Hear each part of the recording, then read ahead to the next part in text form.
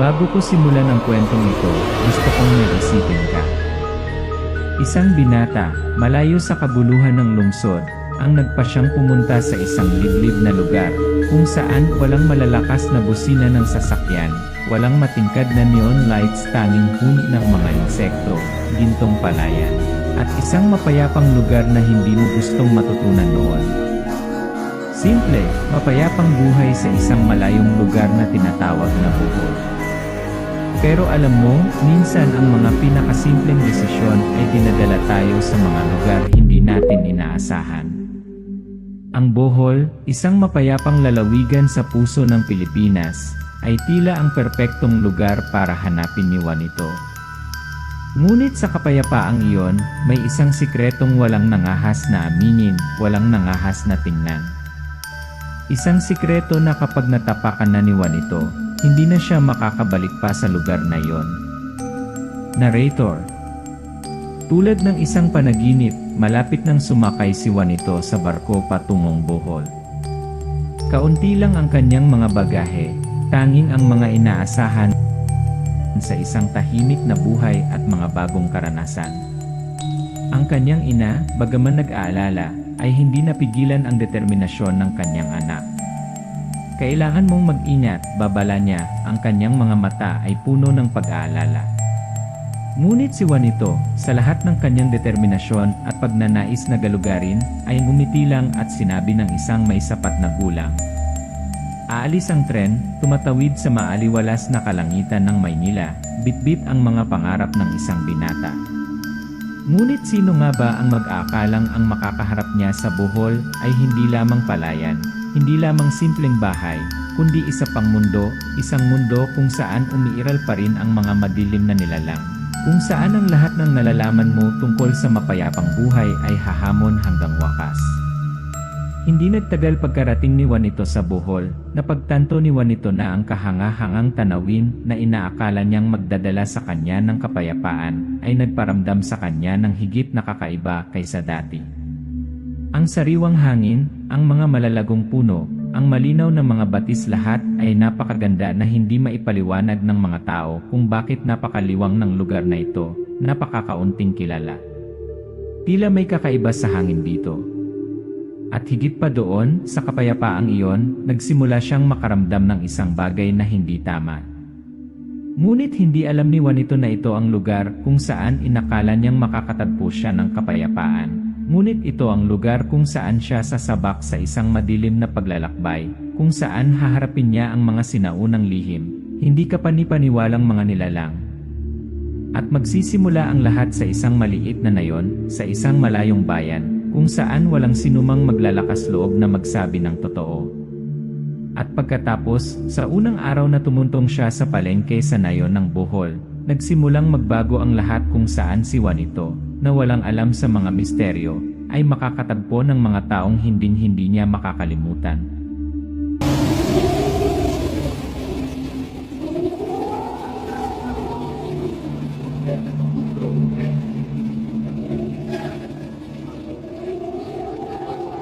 Ang araw na yon, isang umaga tulad ng iba pa, ngunit para kay Juanito, ito ay isang hindi malilimutang sandali. Siya at ang kanyang tiyuhin ay umalis sa maliit na bahay sa gitna ng nayon, upang pumunta sa isang lugar na sinabi ng kanyang tiyuhin na tahimik at hindi gaanong madalas puntahan, isang maliit na palengke sa dulo ng nayon.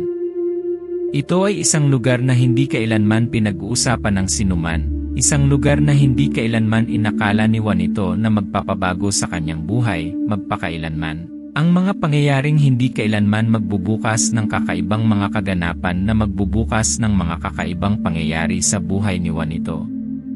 Tunog ng karwahe ng kabayo na dumadaan, kaluskos ng damo sa ilalim ng paa, unti-unting naglalaho ang paligid sa bawat hakbang ni Juanito. Ang palengke sa nayon, isang liblib na lugar, hindi kasing ingay ng malalaking palengke na nakita niya sa Maynila. Kaunti lang ang mga nagtitinda, ilang grupo ng mga tao ang tahimik na nagkukwentuhan, at mga simpleng bahay sa paligid. Malamig ang hangin, ngunit may kung anong madilim, parang may nakakubli sa kadiliman na naghihintay na may makapasok. At doon talaga nagsimula ang paglalakbay ni Juanito. Napalitan ng nakakatakot na himig ang background music, at biglang huminto ang ingay ng palengke, na naiwan na lamang ang tunog ng hangin at ang mga yapak ni Juanito. Nang pumasok si Juanito sa palengke, hindi niya alam na may nagmamatsyag sa bawat hakbang niya. Isang lalaki, si Roberto. Hindi siya katulad ng ibang tao sa nayon. May misteryoso, malamig ngunit nakakaakit din Roberto, ang lalaking may malamig na mga mata ngunit laging may hindi maintindihang ngiti sa mga labi. At ang ngiting iyon ang dahilan kung bakit hindi maalis ang tingin ni Juanito sa kanya. Lumambot ang boses ng tagapagsalaysay, naging mas apurahan ang tunog. Bakit si Juanito ay nakaramdam ng matinding atraksyon mula kay Roberto? Marahil ay dahil sa pangungulila niya sa kakaibang lupain na ito, o marahil ay likas lamang ng tao, laging gustong tuklasin ang mga bagong bagay, mga bagay na kakaiba. Ngunit ang hindi alam ni Juanito ay ang imbitasyon na iyon, ang atraksyong iyon, ay ang bitag na itinatakda niya, isang bitag na hindi matatakasan. Roberto, malambot, nakakaakit na tawa. Hello, dapat bago ka lang dito no? Medyo boring naman siguro ang buhay dito no? Tara, uminom ka na sa amin para masanay ka sa ganitong kapaligiran ng village. Muling umalinggaw ang boses ng tagapagsalaysay na puno ng pagkabalisa. Narrator. Sa pagtingin sa mga mata ni Roberto, naramdaman ni Juanito na may mali, ngunit hindi niya napigilan ang paanyaya. May parte sa kanya na gustong tumanggi, ngunit ang ibang bahagi niya ay naakit sa mundong pinamumunuan ni Roberto. Kahit na medyo nakaramdam siya ng kakaiba, hindi pa rin makatanggi si Juanito. Umupo siya, kinuha ang baso ng alak na inialok sa kanya ni Roberto. Ang tunog ng mga baso ng alak ay umalingaw sa tahimik na hangin ng merkado ng nayon, pagkatapos ay naging mas tahimik ang lahat kaysa dati. At mula sa sandaling iyon, nagsimulang maganap ang mga pagbabago. Ang pamilyar na damdamin ng buhay, ang mga bagay na laging naramdaman ni Juanito na ligtas, ngayon ay biglang naging malabo at hindi komportable. Nagsimulang bumigat ang kanyang katawan, namuo ang mga butil ng pawis sa kanyang noo, at hindi mapapawi ang kakaibang uhaw. Isang pakiramdam ng pagod ang bumalot sa kanyang katawan, para bang nauubos ang kanyang lakas. Ang kanyang mga mata ay lumabo, at isang kakaiba, hindi maipaliwanag na pakiramdam ay nagsimulang pumalit. Hindi ko maipaliwanag kung bakit ganito ang nararamdaman ko. Bakit hindi mapawi ang uhaw, kung bakit nanghihina ang katawan ko sa isang minuto? Side effect lang ba ng alak? O may iba pa ba itong hindi ko maipaliwanag? Umalinggaw ang mga yabag ni Juanito habang tumatayo, nalilito, pero parang hinihila siya ng kung anong puwersa. At pagkatapos, tulad ng isang kakaibang hangin, si Juanito ay nagsimulang makaramdam ng pagbabago sa kanyang sarili. Ang hindi maipaliwanag na pakiramdam na yon ay patuloy na kumapit sa kanya. Nagtaka siya, ligtas ba ako dito? Pero ngayon, huli na para bumalik siya. At sa sandaling iyon, sa katahimikan na iyon, biglang nakarinig si Juanito ng isang bulong sa hangin, isang bulong na hindi niya maaninag, ngunit para bang may nagmamatsyag sa kanya, naghihintay na may mangyari. Noon na unawaan ni Juanito na hindi lang siya estranghero sa kakaibang ngayon. Hindi sinasadyang nakapasok siya sa isang mundo kung saan ang lahat ay maaaring maging obsession, kung saan ang kapayapaan ay panakip lamang upang itago ang isang kakilakilabot na katotohanan. At ang pagbabagong ito ay magdadala sa kanya sa hindi kapanipaniwalang mga pangyayari.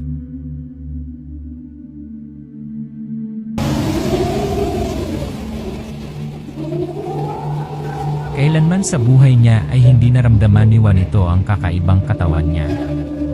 Ang sakit na bumalot sa aking katawan, ang pagkahilo ay tumagal ng buong araw.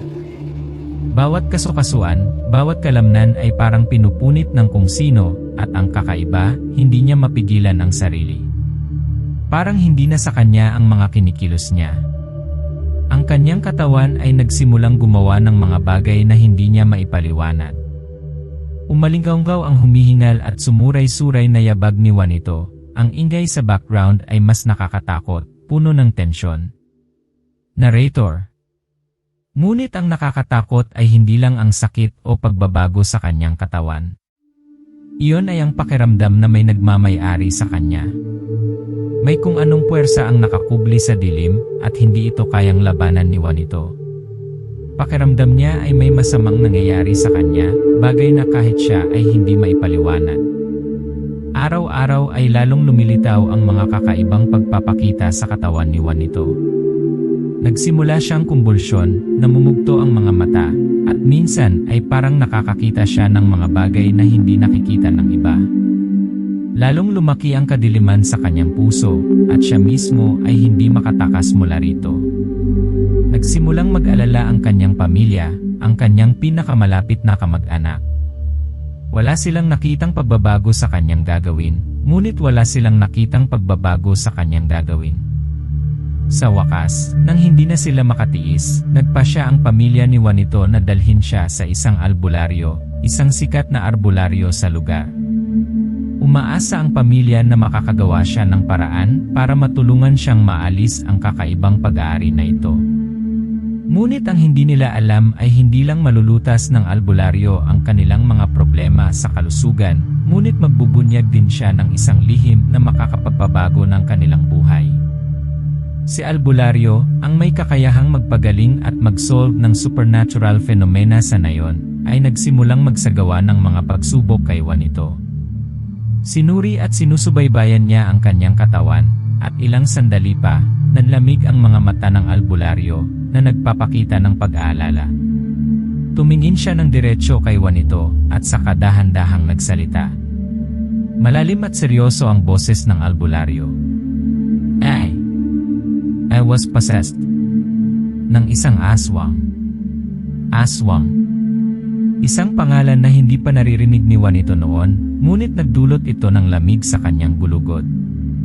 Patuloy na ipinaliwanag ng albularyo na ang mga kakaibang manifestasyon na kanyang nararanasan ay mga senyales ng isang mystical na nilalang na maaaring pumalit sa kaluluwa at katawan ng isang tao. Isang aswang. At ang pinakanakakatakot, baka si Juanito na ang susunod na target. Umihip ng malakas ang hangin sa labas ng pinto, lumakas ang tunog na lumilikha ng nakababahalang kapaligiran. Aswang. Ang mga nilalang na narinig ng mga taga na yon mula pa noong sila'y bata. Sila ay mga multo na naninirahan sa gitna ng mga tao, hindi lamang sila kumakain ng karne, ngunit maaari rin silang mag-transform, magtago, at kumilos sa dilim. Kaya nilang angkinin ang mga tao at sakupin ang kanilang mga katawan, tulad ng isang anino na tahimik na sumusunod, naghihintay ng pagkakataon na sirain ang kanilang mga biktima. Albularyo. Ang mga aswang ay hindi lamang mga halimaw ng alamat. Sila ay mga sinaunang nilalang na umiiral mula pa noong sinaunang panahon. Maaari silang magtago, magpalit ng anyo, at lalong aktibo sa gabi kapag ang lahat ay nababalot ng kadiliman. Gusto nilang pumunta sa ilang ng mga nayon, lumusot sa mga tahanan ng mga tao, at pagkatapos ay maghintay. Maghintay ng pagkakataon na sakupin ang mga katawan ng mahihina, ang mga taong target nila. Narrator and Roberto. This name is now clearer than ever. Siya, ang lalaking nakilala ni Juanito sa palengke sa nayon, ay bahagi ng katotohanan ito. Si Roberto ay hindi ordinaryong tao. Isa siyang aswang, isang nilalang na ngayon ay nanirahan na sa katawan ng tao.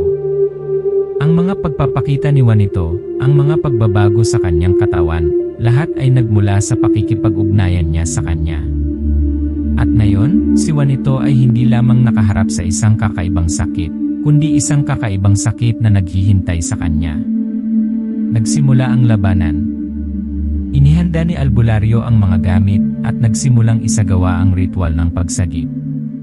Sa tahimik na espasyo, tanging ang madilim na ilaw ng lampara ng langis at ang mga panalangin na kumawala sa kanyang bibig.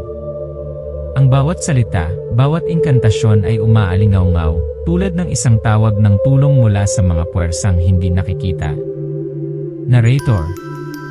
Ito ang sandali na kailangang harapin ni Juanito ang sarili sa mga kakaibang bagay na hindi niya maisip. At sa sandaling iyon, kapag natapos na ang ritual, isang kakilakilabot na pagbabago ang mangyayari. Makatakas kaya si Juanito sa hawak ng aswang na nakakapit sa kanya? O lalamunin siya nito, maging bahagi ng dilim na ito?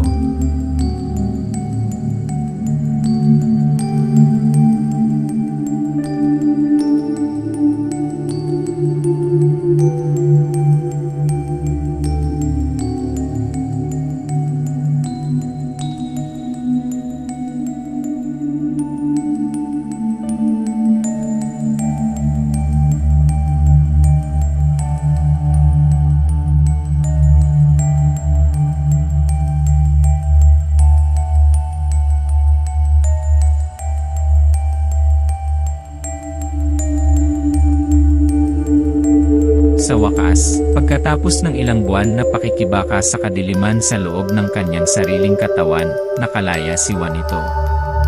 Ang kanyang pamilya, sa tulong ng albularyo, ay walang pagod na naghanap ng lunas para sa kanya.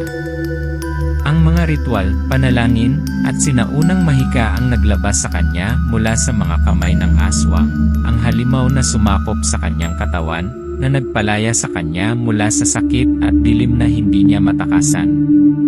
Noong araw na yon, habang dumadaloy ang liwanag ng umaga sa bintana, naramdaman ni Juanito na muling isilang ang kanyang katawan. Magaan ang pakiramdam niya, para siyang nakalaya sa napakalaking pasanin. Ngunit ang kakaiba, kahit gumaling na ang kanyang katawan, hindi maalis sa kanyang isipan ang mga kakaibang imahe, ang mga aswang, at ang mga misteryosong pangyayari na kanyang naranasan. Walang makakapagpabago sa nakaraan. Sariwa pa rin sa isipan ni Juanito ang mga imahe ni Roberto, ang mga tahimik na gabing iyon kung saan naramdaman niya ang presensya ng maitim na nilalang. Kahit anong pilit niyang kalimutan, kahit anong pilit niyang baliwalain, sa kaibuturan ng kanyang puso, bumabagabag pa rin sa kanya ang mga alaalang iyon. At iyon ang dapat niyang harapin araw-araw. Imahe ni Juanito na mag-isa na nakaupo sa kama, madilim na liwanag mula sa labas ng bintana na sumisikat. Tumingin siya sa malayo, medyo malungkot ang mga mata. Ngunit alam ni Juanito na isang mahalagang bagay ang nagbago, nakalaya na siya. Hindi na siya sinapian ng aswang, at alam niyang nasa sarili niyang mga kamay na ang buhay niya. Ngunit napagtanto niya rin na, sa kabila ng kanyang tagumpay laban sa kadiliman, ang mahalagang aral na natutunan niya sa daan ay hindi magkupas. Tandaan mo, Juanito, pananampalataya lang ang makakapagpatuloy sa pagsubok na ito. Ngunit ang pagbabantay at proteksyon natin sa isa't isa bilang isang pamilya ang tutulong sa atin na malampasan ang mga di nakikitang puwersa na hindi natin nakikita. At iyon ang mahalagang aral na natutunan ni Juanito mula sa paglalakbay na ito. Mapayapa ang buhay, ngunit ang kapayapaang iyon ay minsan ay isang kabibi lamang. Sa likod ng kabibi na iyon ay maaaring may mga puwersang hindi natin nakikita, ngunit maaaring banta tayo anumang oras. Ang pananampalataya, pagbabantay, at pagmamahal sa pamilya ang pinakamakapangyarihang sandata na maaari nating taglayin. Sa harap ng mga hamon at kakaibang bagay, naunawaan ni Juanito na ang pamilya lamang ang makakatulong sa kanya na muling magkaroon ng lakas. Pagmamahal at proteksyon sa isa't isa ang nagpapanatili sa kanya na tumayo. At kahit bumalik siya sa Maynila, ang mga alaala ng buhol, ng mga aswang, ng paglaya na iyon ay palaging magiging bahagi ng kanyang buhay. Pagbalik ni Juanito sa Maynila, hindi niya makalimutan ang kanyang naranasan.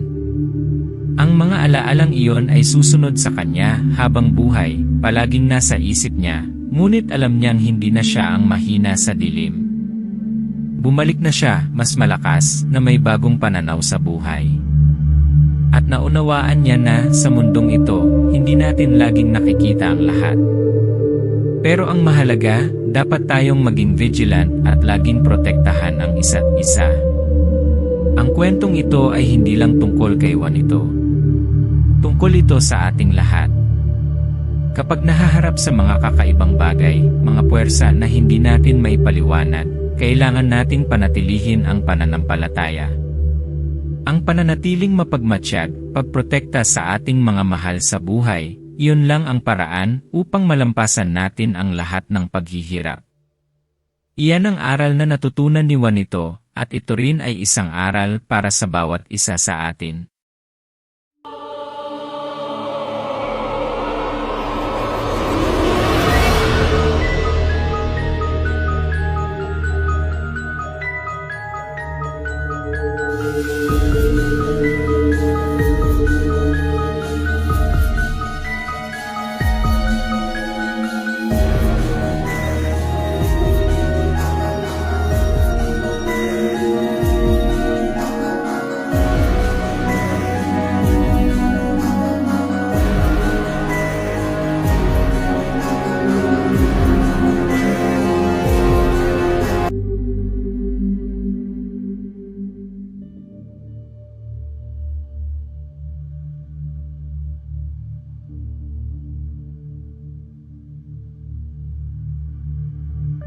Gaano ka nakatagal naniwala sa mahiwagang kwento? Mga kwentong pagkatapos marinig, matatawa ka na lang dahil akala mo'y kalokohan, ang sobrang pagmamalabis ng imahinasyon ng tao. Pero may isang lugar, isang maliit na nayon na malayo sa lungsod na nagtatago ng isang lihim na walang naglalakas loob na sabihin. Isang sikreto na kapag nalaman mo, hindi ka na maglalakas loob na paniwalaan ang iyong mga mata roon. At kung hindi ka na muling maniniwala sa iyong sarili, at kung hindi ka na muling maniniwala sa iyong mga mata. 1,990, isang kakaibang taon.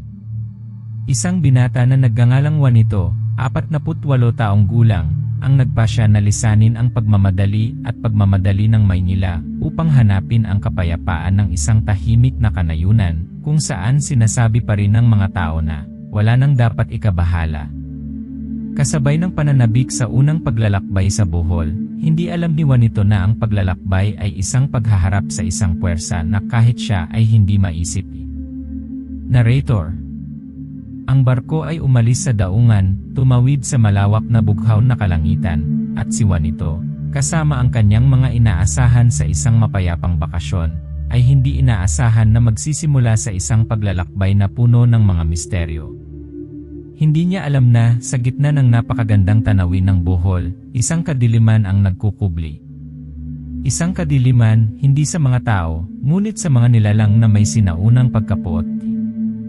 At pagkatapos, isang umaga, nang ang sikat ng araw ay nagsisimula pa lamang sa pagsalas sa mga puno, pumasok si Juanito sa isang maliit na nayon, kung saan ang mga tao ay namumuhay ng matiwasay. Ngunit mayroong isang katotohanan na walang sinuman ang nangahas harapin. Isang lugar kung saan ang kwento ng mga madilim na nilalang, ang mga aswang, ay hindi isang alamat ngunit isang katotohanan na itinatago sa loob ng maraming dekada. Ngunit si Juanito, sa panahong iyon, ay hindi pa niya nararanasan ang buhay na iyon. At sa panahong iyon, hindi niya alam ang buhay na iyon. Tapos, makikilala niya ang mga estranghero, mga taong mukhang ordinaryo, ngunit nagtatago ng mga bagay na hindi maisip ng sinuman. Noong araw na yon, nang magpasya si Juanito na pumunta sa palengke para mag-explore patungkol sa lugar kung saan siya titira sa mga susunod na araw, hindi niya akalain na, doon mismo, ang mga nilalang na hindi niya pinaniwalaan ay magpapabago sa kanyang isip. At pagkatapos, sa tahimik na lugar na puno ng matapang na amoy ng mga simpleng pinggan, isang lalaki ang lumapit kay Juanito. Ang pangalan niya ay Roberto. Isang estranghero, isang taong hindi niya akalain na siya ang magdadala sa kanya sa isang komprontasyon sa isang masamang hindi niya maintindihan. Pero simula pa lang yan. Ang mga tanong tungkol kay Roberto, ang kakaibang tingin na ibinigay niya kay Juanito, at ang hindi mapaglabanan na paanyaya, lahat ay unti-unting mabubunyag. Ang katotohanan, tungkol sa isang nayong pinagmumultuhan ng mga sinaunang nilalang, ay papalibutan at babalot sa mga naglalakas loob na mag-usisa. Huwag ka nang lumayo dahil ang kwentong maririnig mo ay muling mag-isip sa lahat ng iyong pinaniwalaan. At kung akala mo ay alamat lamang ang lahat, pagkatapos marinig ang kwentong ito, hindi ka na magiging sigurado. Saglit na katahimikan, at biglang may narinig na nakakatakot na tunog mula sa malayo. Dahil hindi ito kwento tungkol sa mga ordinaryong tao. Ito ay kwento tungkol sa mga nilalang na hindi mo gustong makilala.